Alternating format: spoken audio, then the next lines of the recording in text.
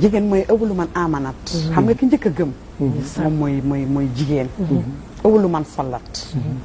yonent bi sallallahu alayhi wa sallam bi mu jullee ki njëkk a topp ci moom jigéen la mooy sunu yaay Xadija jigéenu jullit mooy ki nga xam ne dañ ko préparé góor yàlla moo ko préparé góor pour mu mën a ànd ak moom ngir ñu mën a tabax àdduna tabax li nga xam ne moom mooy société ba tax na jigéenu jullit mooy ki nga xam ni moo pare moo nangu moo dégg kan mooy borom bi subhanahu wa taala ndax roye ko jigéen ñi nga xam ne dañ fee jiitu woon ku mel ne sunu yaay Khadija xam nga sunu yaay Khadija non seulement moom moo njëkk a gëm mais dafa jàngale jigéenu jullit bu gëm naka lay mel muy dafay am azima dafay am dogu day am tadhiya dafay def sacrifice waaye dafay nekk nga xam ne li mu gëm dafay feeñ ci moom ci ay waxam di feeñ ci moom ay jëfam di feeñ ci lépp loo xam ne mi ngi koy def ndax li nekk ci xolam moo tax kon xam nga bu ñu delloo ci rek jigéenu jullit ci boppam li mu gëm